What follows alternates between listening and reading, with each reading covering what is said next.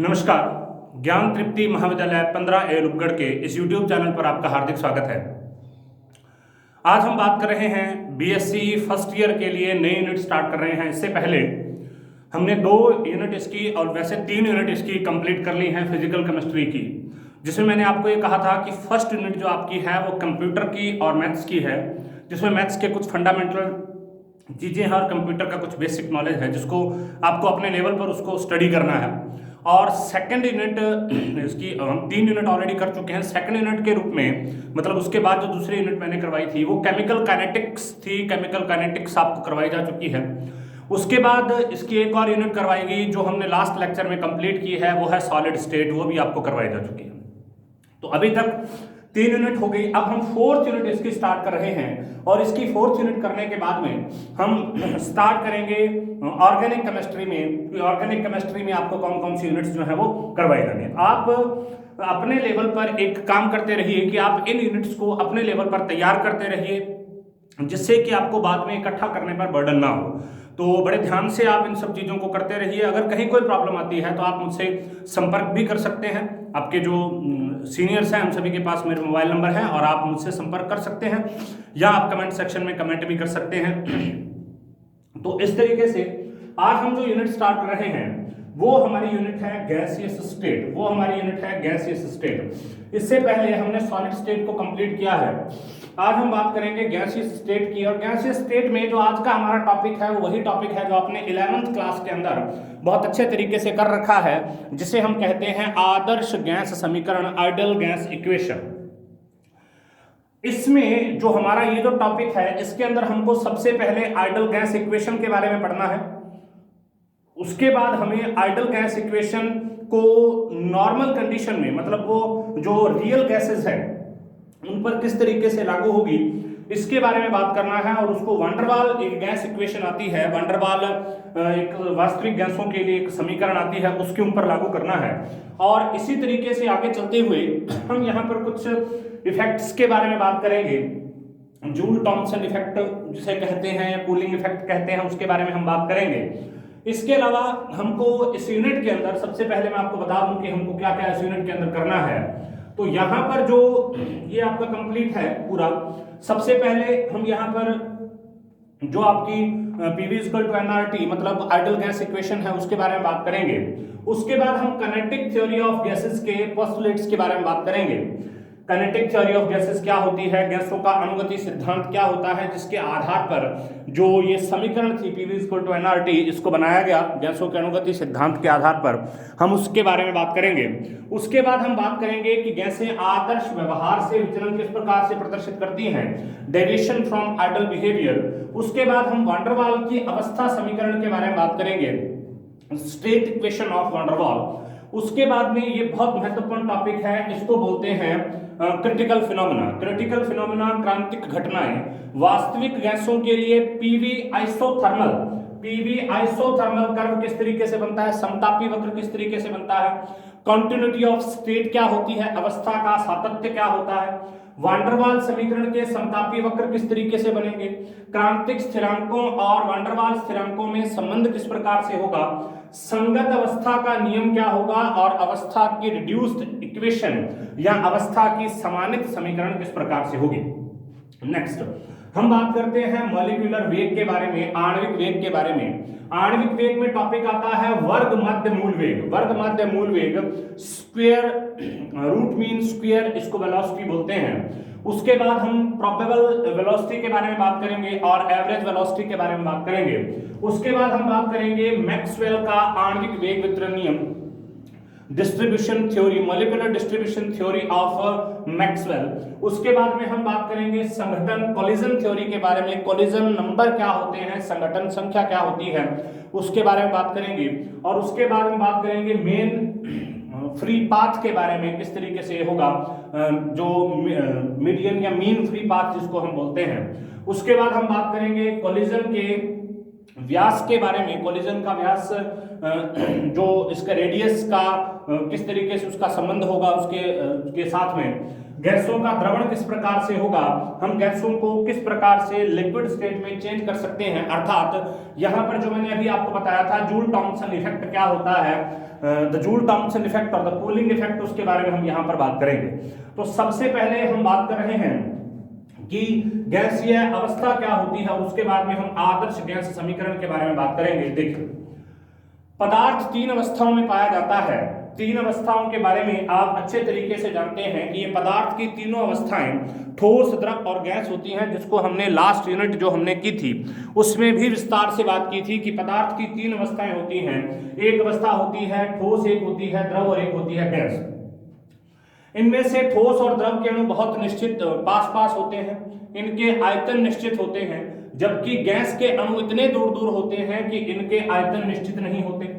समस्त पदार्थों के कण गति में रहते हैं, लेकिन अंतराण्विक दूरी बहुत कम होने के कारण, अब अगर हम अंतराण्विक का मतलब होता है इंटरमॉलिक्यूलर, दो मॉलिक्यूल्स के बीच की दूरी, अगर हम बात करते हैं द्रव और ठोस में, तो उसके जो मॉलिक्यूल्स हैं उनके बीच की दूरी इतनी कम होती है कि वो मतलब फ्री मूवमेंट नहीं कर सकते। हाँ, वो ये कर सकते हैं कि अपने ही जगह पर वाइब्रेशन कर सकते हैं, जबकि गैसों में इनके मध्य अधिक दूरी होने के कारण ये मुक्त विचरण करते रहते हैं। जितना स्थान उपलब्ध होता है ये उस सारे स्थान में फैल जाते हैं।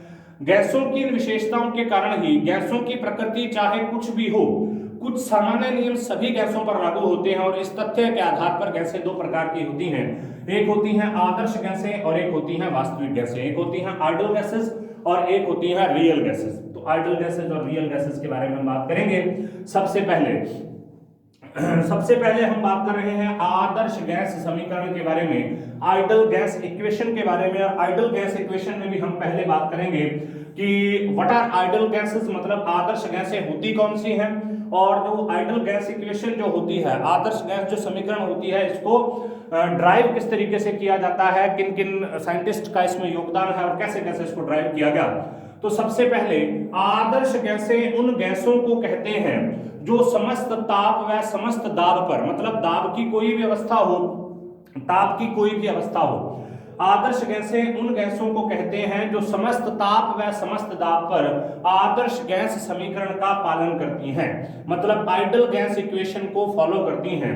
जबकि वास्तविक गैसें आदर्श गैस, अब देखो यहां पर एक ध्यान रखना है कि आइडियल गैसें तो ताप और दाब की समस्त अवस्थाओं पर इसका पालन करेंगी, लेकिन जो रियल गैसेस होती हैं वो केवल बहुत कम प्रेशर और बहुत ज्यादा टेम्परेचर पर ही इसका पालन करती हैं, इसके अलावा नहीं करती।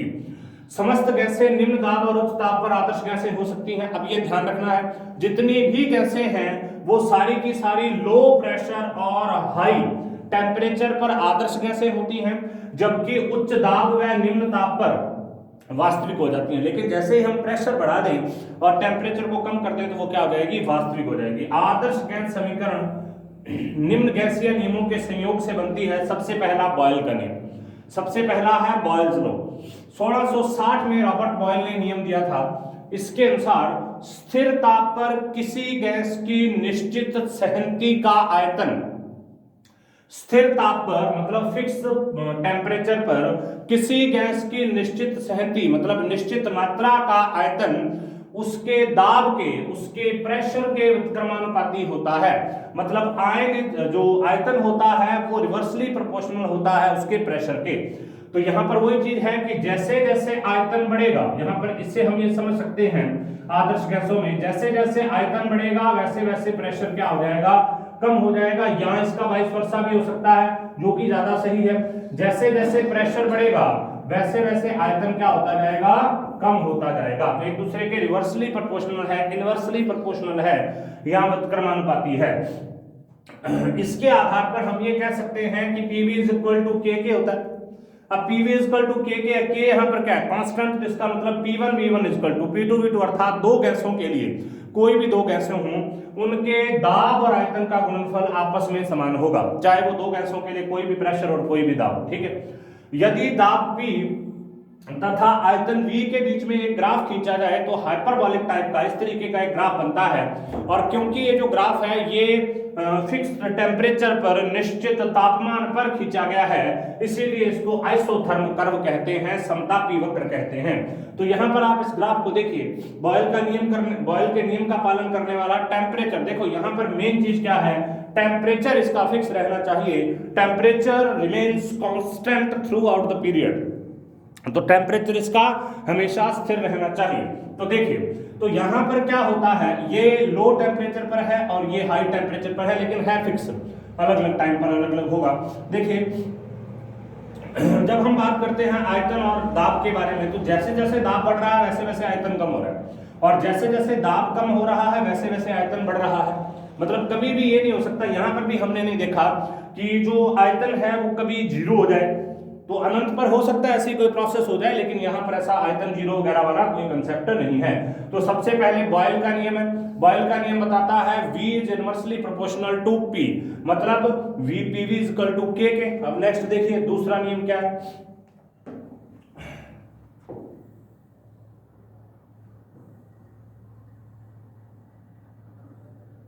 दूसरा नियम देखिए, अगर हम P और 1/V के बीच में, तो वही कंडीशन है कि P प्रोपोर्शनल, यहां पर देखिए आपने इसके अंदर अभी पढ़ा कि P जो होता है वो ऐसे होता है 1/V, या V जो होता है वो कैसे होता है 1/P के। तो इसका मतलब इनके बीच में जब भी ग्राफ खींचा जाएगा तो सीधी रेखा आएगी इस तरीके से, ठीक है। तो P बढ़ रहा है, 1/V इस तरीके से बढ़ रहा है, तो एक सीधी रेखा आएगी। PV और P के मध्य संबंध जब हम देखेंगे तो 120 केल्विन पर इस तरीके से, 310 केल्विन पर इस तरीके से, और 490 केल्विन पर इस तरीके से अलग अलग प्रकार की रेखाएं यहां पर आएंगी।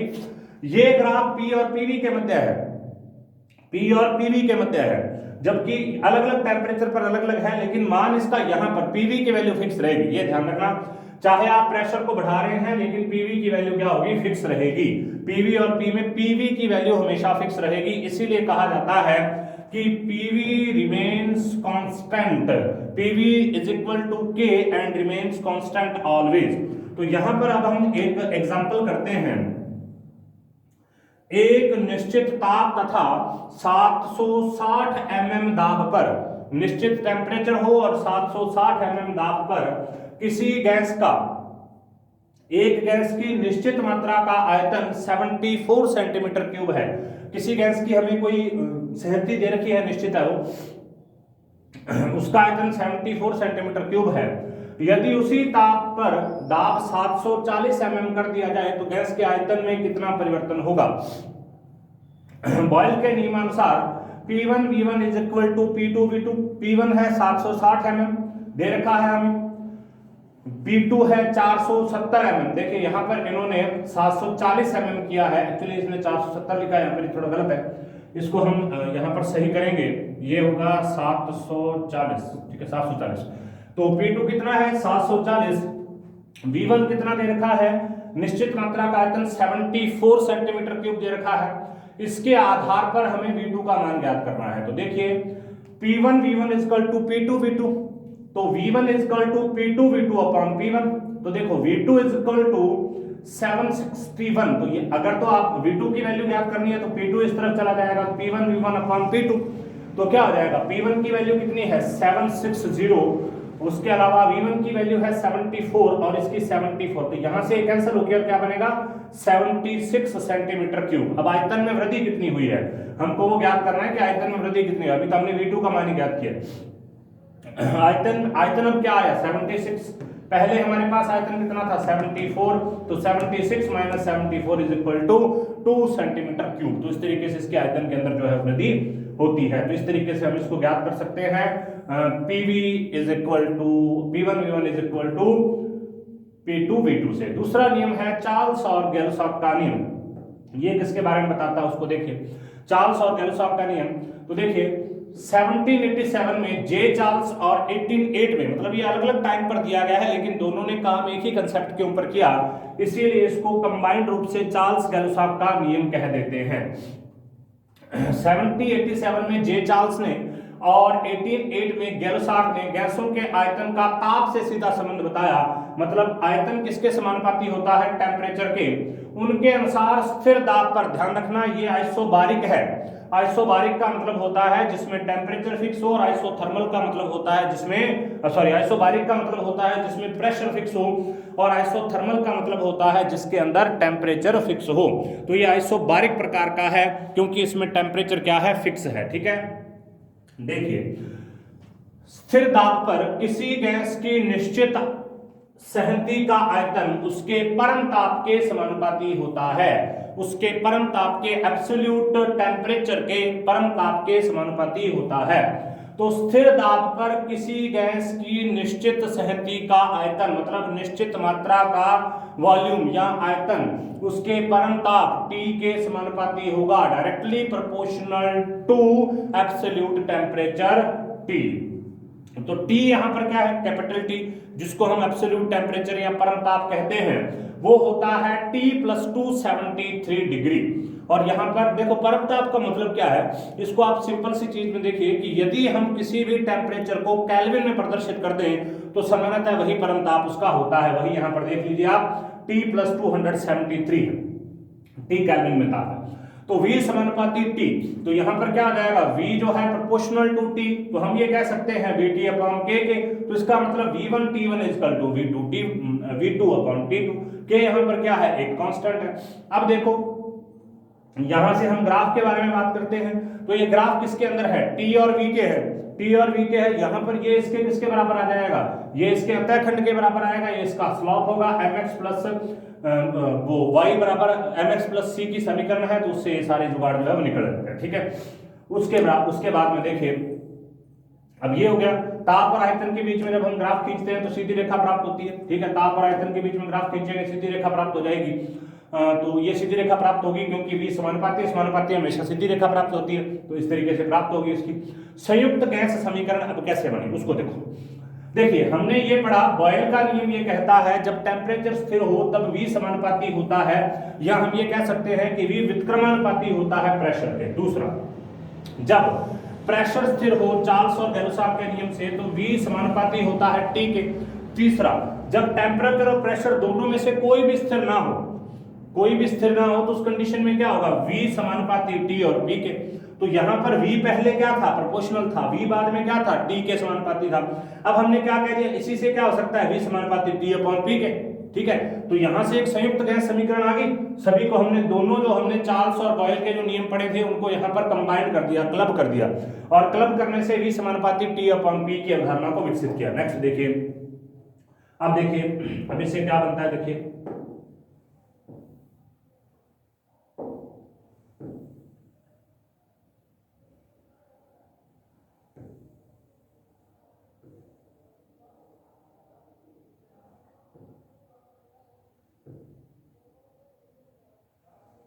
अब देखिए समीकरण हमारे पास क्या थी, समीकरण हमारे पास थी V समानुपाती T/P।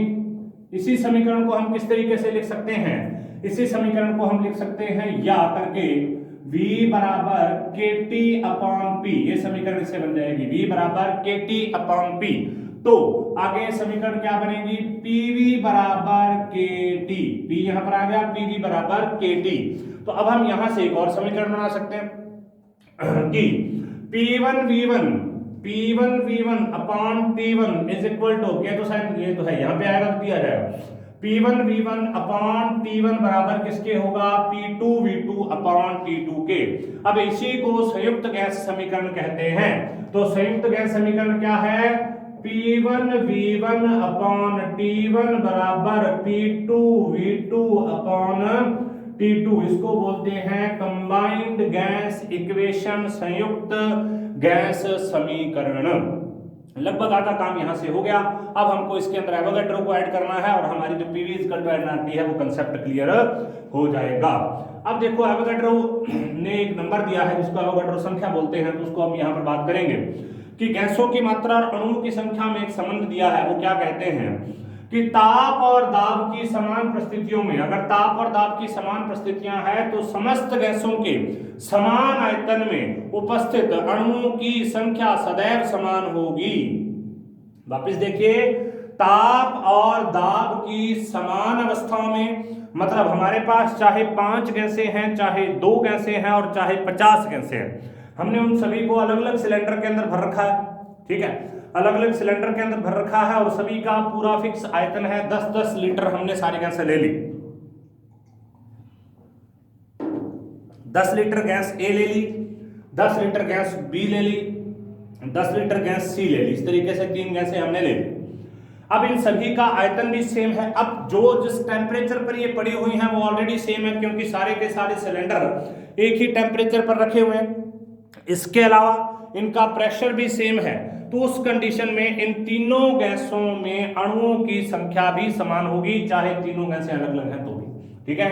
तो वही यहां पर लिखा है, आवोगाद्रो ने गैसों की मात्रा और अणुओं की संख्या में संबंध से एक नियम दिया कि ताप और दाब की समान परिस्थितियों में, मतलब ताप और दाब की एक जैसी परिस्थितियों में समस्त गैसों के समान आयतन में, समस्त गैसों के एक जैसे आयतन में उपस्थित अणुओं की संख्या सदैव समान होती है।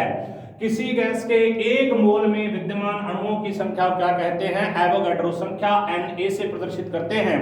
स्थिर प्रकार की संख्या एवोगाड्रो कांस्टेंट होता है, ठीक है। अब एवोगाड्रो कांस्टेंट का इसी के आधार पर एक और परिभाषा बनती है, विभिन्न गैसों के नमूनों में, अलग अलग प्रकार की गैसें और उनके अलग अलग नमूने, विभिन्न गैसों के नमूनों में यदि अणुओं की संख्या बराबर है, चाहे उनकी आकृति कुछ हो चाहे उनका आकार कुछ हो, तो समान ताप और दाब पर वे समान आयतन को घेरेंगी। वापस देखिए, विभिन्न गैसों के नमूनों में यदि अणुओं की संख्या बराबर है तो समान ताप और दाब पर वे समान आयतन को घेरेंगी, अथवा किसी गैस के 1 मोल का आयतन उतना ही होगा जितना ताप और दाब की समान परिस्थितियों में किसी अन्य गैस के 1 मोल का आयतन होता है। मतलब ताप और दाब में एक गैस का आयतन, 1 मोल गैस का आयतन उतना ही होगा जितना एक अन्य मोल की गैस का आयतन होता है। नेक्स्ट देखिए, मोल क्या होता है? किसी गैस के 1 मोल से तात्पर्य उस गैस का 1 ग्राम अणुभार। जब अणुभार को ग्रामों में प्रदर्शित किया जाए तो ग्राम अणुभार होता है। गैस के 1 मोल की परिभाषा या 1 मोल की परिभाषा यहां पर दे रखी है, 1 मोल किसी पदार्थ की वह मात्रा है जिसमें अणुओं अथवा परमाणुओं की संख्या उतनी ही होती है जितनी कार्बन 12 के 0.012 किलोग्राम में या कार्बन 12 के 12 ग्राम में कार्बन परमाणुओं की संख्या होती है। 1 मोल किसी पदार्थ की वह मात्रा है, 1 मोल किसी पदार्थ की वह मात्रा है जिसमें अणुओं अथवा परमाणुओं की संख्या उतनी ही होगी जितनी कार्बन 12 में। अब देखिए, कार्बन के अलग अलग आइसोटॉप्स होते हैं, मतलब समस्थानिक इसके होते हैं अलग अलग। एक होता है कार्बन 12, एक होता है कार्बन 13, एक होता है कार्बन 14। हमने कार्बन 12 लिया क्योंकि प्रकृति में सर्वाधिक मात्रा में पाया जाने वाला आइसोटॉप है, प्रकृति में सबसे अधिक मात्रा में पाया जाने वाला ये आइसोटॉप होता है, तो C12 होगा यहाँ पर। 1 मोल किसी पदार्थ की वह मात्रा है जिसमें अणुओं अथवा परमाणुओं की संख्या उतनी होगी जितनी कार्बन 12 के 12 ग्राम में होती है। 0 डिग्री सेंटीग्रेड तथा 1 वायुमंडलीय दाब पर समस्त गैसों के 1 मोल का आयतन, ये हमेशा स्थिर होता है कि अगर 0 डिग्री सेंटीग्रेड हो और 1 एटमॉस्फेयर दाब हो तो जितनी भी गैसें उनके 1 मोल का आयतन हमेशा 22.4 लीटर होता है फिक्स। 0 डिग्री सेंटीग्रेड पर 1 वायुमंडलीय दाब को ताप और दाब की सामान्य परिस्थितियों में एनटीपी कहा जाता है। मतलब 0 डिग्री सेंटीग्रेड को नॉर्मल टेम्परेचर और जो 1 वायुमंडलीय दाब है उसको नॉर्मल प्रेशर कहते हैं। अतः अवोगाद्रो के नियम के अनुसार एनटीपी पर समस्त गैसों के 1 मोल का आयतन कितना होगा? 22.4 लीटर होगा। अर्थात एनटीपी पर जितनी भी हमारे पास गैसें हैं उन समस्त गैसों के आयतन के अंदर कितना होगा? 22.4 लीटर इसके अंदर पाया जाएगा, ठीक है। अब देखिए, आधुनिक गणनाओं में हमने एनटीपी को चेंज किया और एसटीपी यहां पर हम लेकर आए।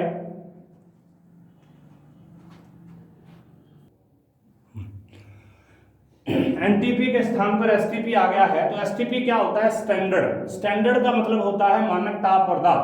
0 डिग्री सेंटीग्रेड ताप और 1 वायुमंडलीय दाब को, यहां पर ध्यान दीजिए, 0 डिग्री सेंटीग्रेड ताप और 1 वायुमंडलीय दाब को एसटीपी माना गया। एसटीपी पर, अब एसटीपी और एनटीपी एक ही चीज है। देखो, एसटीपी और एनटीपी एक ही चीज है। 22.4 लीटर होता है इसमें, ठीक है, प्रति मोल। अब इसके स्थान पर एक नई चीज लेकर आए हैं, वो क्योंकि हम सामान्य जो गणनाएं करते हैं वो 25 डिग्री सेंटीग्रेड पर करते हैं, 0 डिग्री सेंटीग्रेड पर सामान्य गणनाएं नहीं होती, तो इसलिए हमने उसके स्थान पर एक चीज डाल दी, स्टैंडर्ड एम्बिएंट, मतलब SATP को वातावरण का मानक तापदाब कहा जाता है, जिसमें 25 डिग्री सेंटीग्रेड तो होता है टेम्परेचर।